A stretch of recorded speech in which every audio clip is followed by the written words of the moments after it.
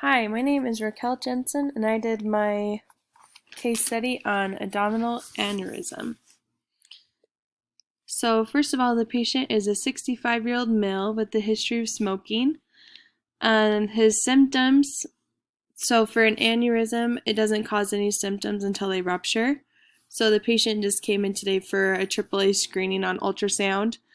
Since the patient has been a smoker, and also since they're over the age of 65 and a male, the doctor decided to order the screening to check the aorta to make sure there was no aneurysm. With the image findings, a bulge was found in the medial abdominal aorta during the ultrasound screening.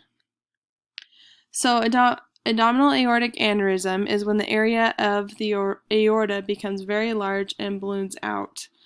It's more common in men than women. The exact cause is unknown, and it happens when the arterial wall is weak. You are at more risk for this if you are a smoker, if you have high blood pressure, overweight, male over the age of 60, and genetic factors. The larger the aneurysm, the more likely it is to burst. The aorta is a big blood vessel. It supplies blood to the abdomen, pelvis, and legs. There is no symptom of the aneurysm. Once it bursts, it is a life-threatening condition, and it is an emergency. Aneurysms can be seen on CT and ultrasound.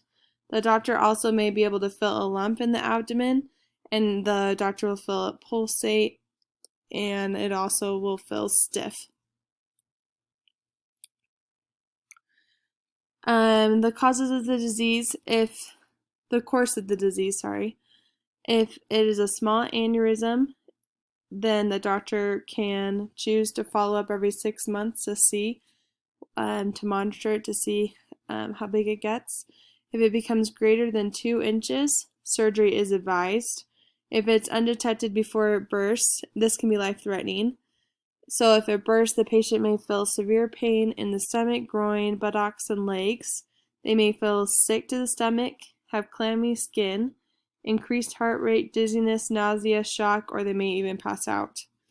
Treatment procedures for this is if an aneurysm is detected at least 2 inches and has not ruptured, it may be surgically fixed in 2 ways. The first is an open repair with the abnormal vessel replaced with a graft. The second is the same, but it's an endovascular stent, which is done without the large incision. This repair can also be used to fix the leaking or bleeding aneurysm. If it's caught early, the outcome is often good. If it does rupture, only 1 in 5 people survive. To reduce your risk of having a potential aneurysm, you should eat a heart-healthy diet, exercise, stop smoking, and stress reduction is recommended. It also is important to continue to take your high blood pressure medication and diabetes medication if that's applicable to you. So kind of just in summary, the exact cause is unknown. It happens when the arterial wall is weak. The main risk factor is smoking. The larger the aneurysm, the more likely it is to burst. They can be detected with CT or ultrasound. If it's detected less than 2 inches, then they will just monitor it. If it's more than 2 inches, then usually they'll have surgery and get it resolved.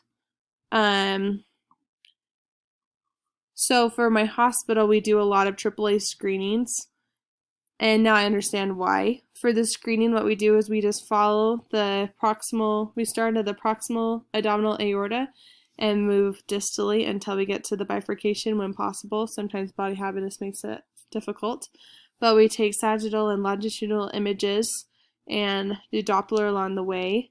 And when we're going down, we keep a lookout and measure along to see if there's any signs of an aneurysm. Make sure that it's smooth all the way down with no ballooning and no enlargement. So there's a couple differential diagnoses. It could be a ruptured viscus, strangulated hernia, acute cholecystitis, acute pancreatitis, and those are just kind of the same regions where you'd have significant pain. If it's caught early, the outcome is good. yeah, the same kind of thing, just the treatment options if it is found. So last thing is just the images. These two are of a normal aorta. So this first one is a transverse view where you can see the vertebral body, the IVC, and the aorta. And the aorta just looks nice, round, and small. And this is the sagittal view where you see it all lengthen out. You can see it just be consistent the whole way through with its diameter. Then the next image is this is an example of aneurysm and the aorta aneurysm. On the transverse view, it shows the aorta significantly greater than the IVC in size. So when you measure this, you measure from outer wall to outer wall, and this one measured 3.7 centimeters, which is well above the 2 centimeter threshold. And then you can see it in transverse, and you see how the diameter is consistent until it balloons out at the middle right there.